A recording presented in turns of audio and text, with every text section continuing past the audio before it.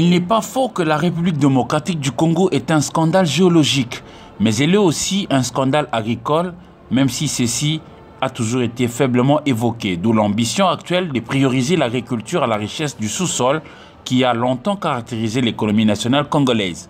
Avec ses 80 millions d'hectares de terres arables et une pluviométrie assurée, la RDC peut nourrir de milliards de bouches en Afrique et ailleurs.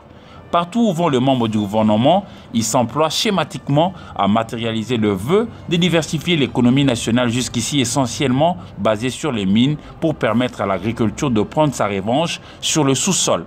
Ces propos ont constitué à Washington DC les credos du ministre congolais des Finances, Sélé Yalagouli, lors de ces différentes discussions avec les responsables des institutions de Bretton Woods. La volonté de la République démocratique du Congo exprimée par les autorités nationales aujourd'hui est de pouvoir diversifier l'économie nationale.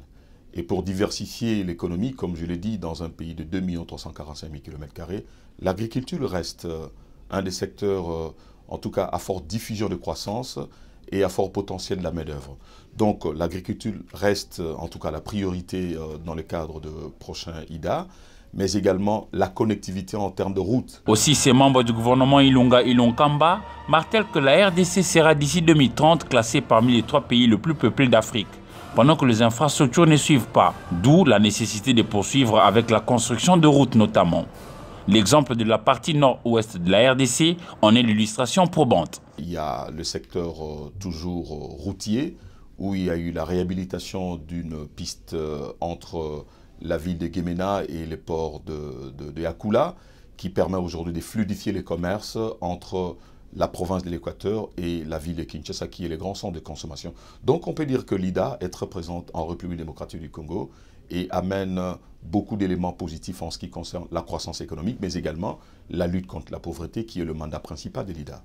Lors de pourparlers avec le Fonds monétaire international et la Banque mondiale, le ministre congolais des Finances, Sélé Yalagouli, n'a pas occulté la nécessité de faciliter l'accès à l'énergie électrique.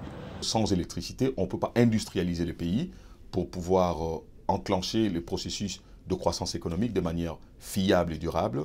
Et enfin, il y a la santé, parce qu'une population qui n'est pas en bonne santé ne peut pas produire.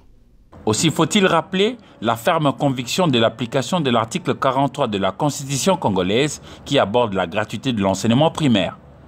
La population congolaise est en train de croître de manière exponentielle et sera l'une des plus importantes parmi les 3 pays les plus peuplés au monde à l'horizon 2030. Donc il faut éduquer cette population et je pense que l'IDA peut aller accompagner dans le cadre de l'éducation. La délégation congolaise sera de retour à Kinshasa avec la satisfaction d'avoir mené un bon plaidoyer qui a conduit à des promesses avec de belles perspectives pour la République démocratique du Congo.